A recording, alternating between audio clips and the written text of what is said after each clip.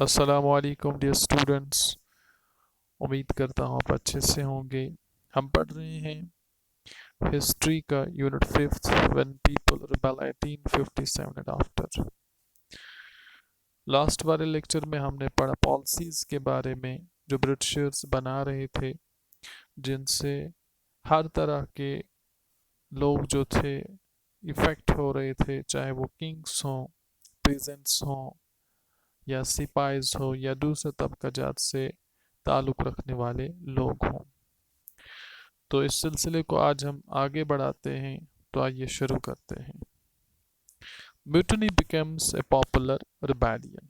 Mutiny means गदर या बगावत। कि क्या हुआ जब हर तरह के तबका जात के लोगों पर जुल्म व सितम होने लगा ब्रिटिशर्स की पॉलिसीज़ की वजह से, तो a large number of Indians developed a feeling that they had a common enemy and they should rebel against them। यानी कि मेजॉरिटी ऑफ द जो इंडियंस थे, जो मेजॉरिटी यहाँ की थी, उनमें ये सोच अब बेदार होने लगी। ये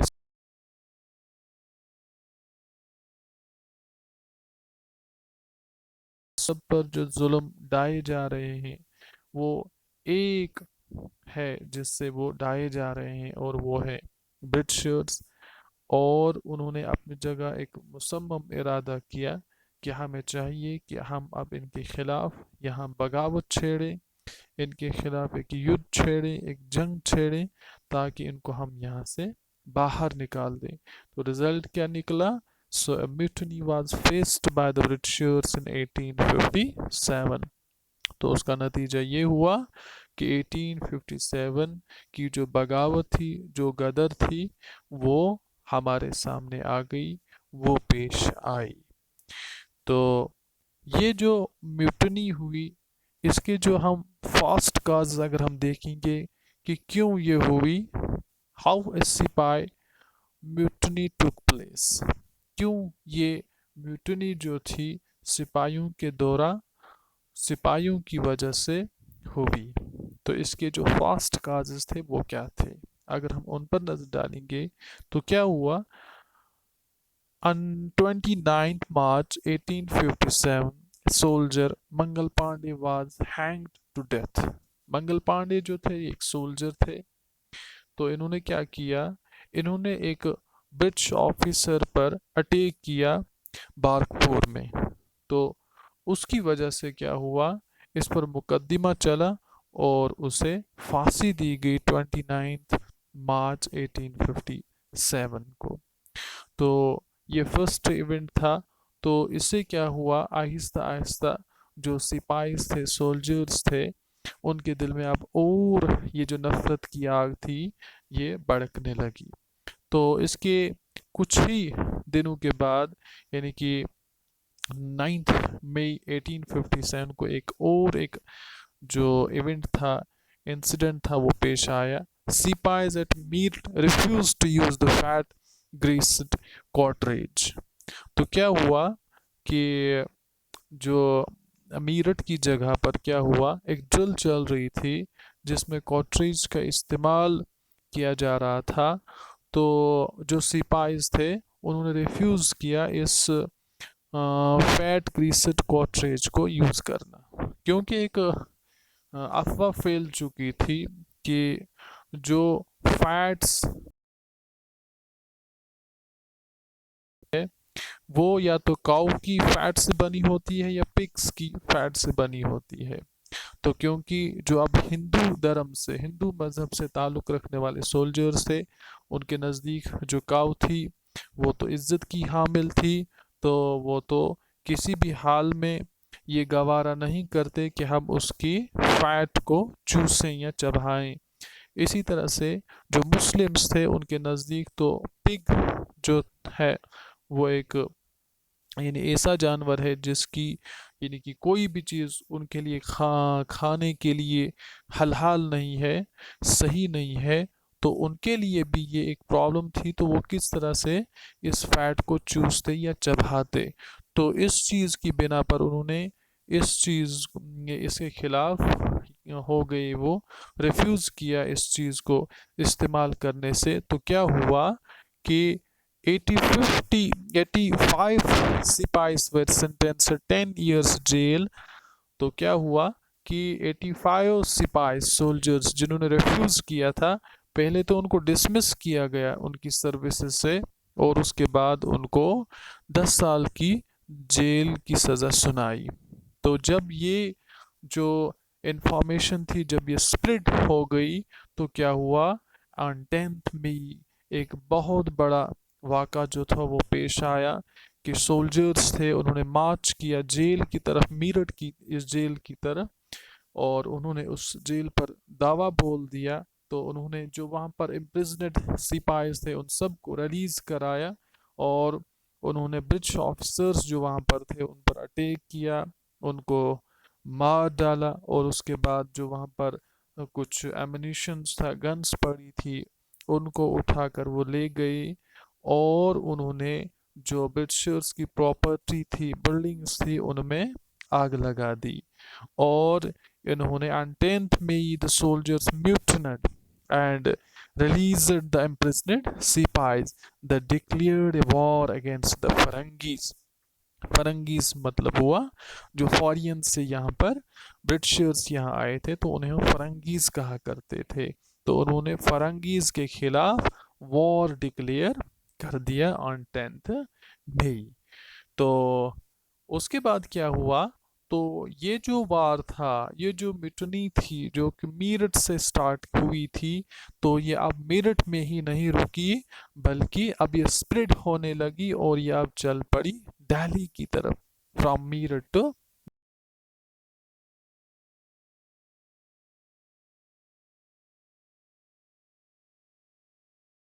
पहुंच गए। तो दिल्ली पहुंचकर सवेरे इन्होंने जो रेड फोर्ट,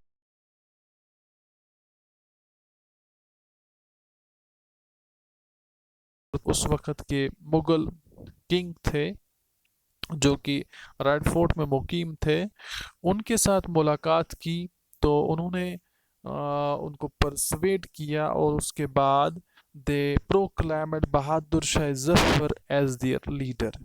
पहले तो उन्होंने अपने एज की, जो उनकी ओल्ड एज की वजह से इस चीज़ को रेफ्यूज़ किया था, लेकिन फिर उनको परसुएड किया गया, और उसके बाद वो मान गए। तो उसके बाद बहादुर शाह जफर ने क्या किया, he wrote letters to various kings to organize a confederacy of Indian states to fight against the British। तो उसके बाद क्या हुआ, जो बहादुर शाह जफर थे, उन्होंने मुख्तलिफ एरियाज़ के जो रूलर्स थे, जो नवाब्स थे, उनको लेटर्स लिखी, और उनको आमादा किया कि आप एक कॉन्फेडरेसी बनाइए, आप एक मिन जुमला मिलकर एक फोर्स बनाइए, ताकि हम ब्रिटिशर्स के खिलाफ एक इत्तेहाद कायम करें, ताकि हम ब्रिटिशर्स के खिलाफ लड़ें। तो क्या हुआ, many rulers and local leaders joined him. बहुत सारे जो लोकल रूलर्स और जो लीडर्स थे, उन्होंने इस चीज़ को एक्सेप्ट किया, और इन्होंने इस चीज़, ये जो चीज़ थी, जो इनको प्रपोजल मिला था बादशाह की तरफ से, तो उनके अपने भी इंटरेस्ट्स थे, तो उन्होंने इस चीज़ को एक्सेप्ट किया, और वो ज्वाइन हो गए। तो अब ये जो रिबेलियन था, द रिबेलियन स्प्रेड मोर। तो ये अब रिबेलियन और यानी कि स्प्रेड होने लगा, और जो एरियाज थे वो भी यानी कि इसमें इन्वॉल्व होते गए, और एरिया से जो लोग थे वो इसमें इन्वॉल्व होते चले गए। Regiments of the regiments muted and took off to join other troops at nodal points like Delhi, Kanpur and Lucknow. तो क्या हुआ, अब रेजिमेंट के बाद एक रेजिमेंट जो है वो बगावत कर रहा था, और ये ज्वाइन हो रहे थे इन काफिलों के साथ, जो काफिले अब ब्रिटिशर्स के खिलाफ लड़ने पर आमादा हो गए थे। तो कुछ जो खास जगहें थी, नोडल पॉइंट्स थी, जिन पर यानी कि ये लोग जमा हो रहे थे, जैसे दिल्ली जो थी ये मेन पॉइंट था, उसके बाद कानपुर था, और उसके बाद लखनऊ था। अब हम देखेंगे आगे। हाँ, तो नाना साहिब, जो नाना साहिब थे, he was the adopted son of Peshwa बाजे रोज सेकंड। तो ये उनके अडॉप्टेड सन थे।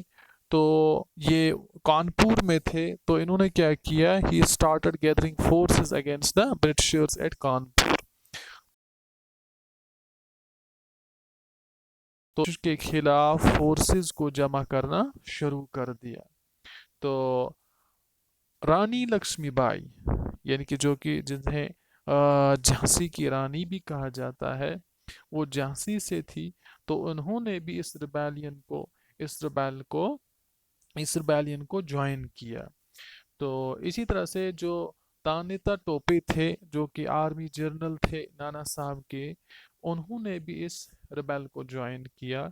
तो इस तरह से ये जो लोग थे, यानी जो उस वक़्त की कदावर शख्सियत थी, बड़ी बड़ी शख्सियतें थी, ये अब आहिस्ता आहिस्ता इस रिबेलियन को ज्वाइन कर रहे थे। तो इसी तरह से अब हम अगर देखेंगे, जो दूसरे लीडर्स थे जिन्होंने इस युद्ध में, जिन्होंने इस लड़ाई में ज्वाइन किया, ब्रिटिशर्स के खिलाफ लड़े, तो उनमें से अदर लीडर्स ज्वाइनड दिस रिवल्ट। तो उसमें आता है बिरजिस कादिर, जो कि अवाध के जो किंग थे, वजह वाजिद अली शाह और बेगम हजरत महल, उनके बेटे थे ये। तो इन्होंने भी इस रिवल्ट में शिरकत किया, और ख़ुद जो बेगम हजरत महल थी, वो बड़ी एक्टिव पार्टिसिपेंट थी इस युद्ध में ब्रिटिशर्स के खिलाफ। उसके अलावा जो रानी अवंती बाई जो लोधी थी, इन्होंने रामगढ़ से लड़ा। तो ये भी एक एक्टिव पार्टिसिपेंट थी इस युद्ध में ब्रिटिशर्स के खिलाफ। बख्त खान जो थे, ये सोल्जर थे। तो इन्होंने बरेली से लड़ा। इसी तरह से कानपुर से कुंवर सिंह जो थे, ये बिहार से थे, ये एक ओल्ड जमींदार थे। तो इन्होंने भी इस युद्ध में बढ़ चढ़कर पार्टिसिपेट किया। इसके अलावा जो थे वो थे अहमदुल्ला शाह, जो कि मौलाना थे, फैज़ाबाद से वो लड़े। और उसके अलावा कुछ गाजीज थे, यानी कि रिलीजियस वॉरियर्स जो थे, वो आए और दिल्ली में आकर उन्होंने वाइट पीपल्स ब्रिटिशर्स के खिलाफ लड़ा। तो इस तरह से यानी एक मास मोमेंट ये बन गई। मास लेवल पर जो इंडियंस थे, उन्होंने ब्रिटिशर्स के खिलाफ